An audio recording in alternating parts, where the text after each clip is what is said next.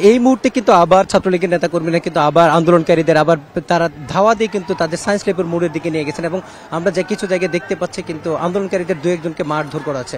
একটা বিষয় বলে রাখি, মূলত যা পথচারী যারা যাচ্ছে এদেরকে কিন্তু নানাভাবে আন্দোলনকারী তকমা দিয়ে তাদেরকে মারধর করা হচ্ছে অনেক জায়গাতে। এই অভিযোগ কিন্তু সাধারণ শিক্ষার্থীরা করছেন, যদিও উত্তেজিত কর্মীরা অনেক সময় পথচারীদের উপর আঘাত করছেন। আমরা দেখতে পাচ্ছি একজনকে আঘাত করা হচ্ছে এবং ছাত্রলীগের নেতাকর্মীরা কিন্তু একজন পথচারীকে আঘাত করছেন, যদিও অন্য উত্তেজিত নেতাকর্মীরা তাদেরকে থামানোর চেষ্টা করছেন যে এটা যেন বিষয়টি। আপনি দেখতে পাচ্ছেন এই মুহূর্তে কিন্তু পুরো পরিবেশ থমথমে, কারণ এক পক্ষে সংস্কার আন্দোলনের নেতাকর্মী, অপর পাশে কিন্তু এবং আমরা দেখতে পাচ্ছি রক্তাক্ত হয়ে গেছে একটা শিক্ষার্থী, তাকে নিয়ে যাওয়া হচ্ছে, তাকে কিন্তু আঘাত করা হয়েছে। সেই একটা কলেজের শিক্ষার্থী, তাকে আঘাত করা হয়েছে ছাত্রলীগের আঘাত এসে।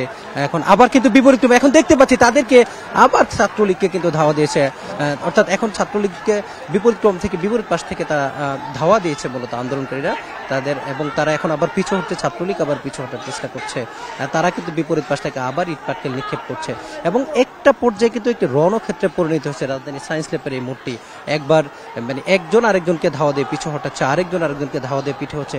এই যে 4 ঘন্টার অধিক সময় ধরে এই যে ইট পাটকেল নিক্ষেপ চলছে, এটা আসলে কখন শেষ হবে? আইন শৃঙ্খলা রক্ষাকারী বাহিনীর একটি টিম কিন্তু এখানে চলে আসছিল, কিন্তু তারাও কিন্তু এখানে শেষ পর্যন্ত টিকতে পারেনি। দফায় দফায় দুইবার তারা এখান থেকে মূলত পিছু হটতে বাধ্য হয়েছে। এখন কিন্তু মূলত আইন শৃঙ্খলা রক্ষাকারী বাহিনীর কোনো সদস্য এখানে নাই, মূলত দুই পক্ষের মধ্যেই সেই 4 ঘন্টা যাবৎ ধাওয়া পাল্টা ধাওয়া চলছে। একটু আগে আমরা একটা আন্দোলনকারী শিক্ষার্থীকে আহত হতে দেখেছি এবং এখন কিন্তু তাকে ঢাকা মেডিকেলের দিকে নিয়ে যাওয়া হচ্ছে।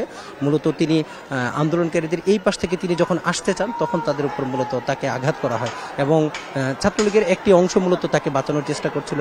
এই যে একটি পক্ষ, এখন কিন্তু আবার আন্দোলনকারীদের দেখতে পাচ্ছি তারা আবার ছাত্রলীগের নেতা কর্মীদেরকে তারা ধাওয়া করছেন এবং তারা কিন্তু আবার আস্তে আস্তে এগিয়ে আছেন। এই যে একটি রণক্ষেত্র পরিবেশ, এই গতকালকের আন্দোলনকে যে হামলা হয়েছিল সাধারণ শিক্ষার্থী, সেটার উপর আমরা দেখতে পাচ্ছি, আপনি দেখতে পাচ্ছেন যে একটি পুরো রণক্ষেত্র হয়েছে, পরিবেশটি রণক্ষেত্র হয়ে গেছে এবং আমরা গণমাধ্যম কর্মীরা চেষ্টা করছি দর্শকদেরকে দেখানোর জন্য যতটুকু। আবার কিন্তু ছাত্রলীগের নেতাকর্মীদেরকে ধাওয়া দিয়ে আবার ভিতরে তারা ছাত্রলীগের নেতাকর্মীর আত্মরক্ষার্থে তারা আবার পিছু হটছেন, আন্দোলনকারীরা কিন্তু আবার এগিয়ে আসছেন এবং তারা ইট পাটকেল নিক্ষেপ করছেন, আবারও আমরা দেখতে পাচ্ছি।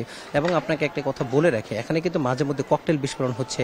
ছাত্রলীগের নেতাকর্মীরা বলছেন যে আন্দোলনকারীরা ককটেল নিক্ষেপ করছে, বিস্ফোরণ ঘটাচ্ছে। আবার অপরদিকে আন্দোলনকারী শিক্ষার্থীরা বলছেন যে ছাত্রলীগের নেতাকর্মীরা তাদের উপর ককটেল নিক্ষেপ করছে, একজন আরেকজনের উপর হচ্ছে মূলত দোষারোপ থাকার চেষ্টা করছেন। একবার ছাত্রলীগ এগিয়ে যাচ্ছে, তাদেরকে ধাওয়া দিয়ে পিছু হটে দিচ্ছে, আবার আন্দোলনকারীরা মূলত তাদেরকে ধাওয়া দিয়ে পিছু হটে। এই যে ধাওয়া পাল্টা ধাওয়ার ঘটনা ঘটছে, এটা আমরা একটা কতক্ষণ চলবে? আমরা কিন্তু এই যে ইট পাটকেলের আঘাতে অনেকে আহত হতে দেখেছি এবং অনেকেই কিন্তু একটু আগেই কিন্তু একটি শিক্ষার্থী অনেক বেশি আহত হয়েছেন। এরপরে ছাত্রলীগের নেতাকর্মীরা মূলত তাকে আবার হাসপাতালের দিকে পাঠিয়ে দিয়েছে রিক্সা করে। আপাতত মূলত দুটি পক্ষ দুই ভাগে বিভক্ত হয়েছে এবং আন্দোলনকারী শিক্ষার্থীরা আবার কিন্তু তারা আগানোর চেষ্টা করছে এবং ঠিক গলির মধ্যেই কিন্তু ছাত্রলীগ অবস্থান করছে।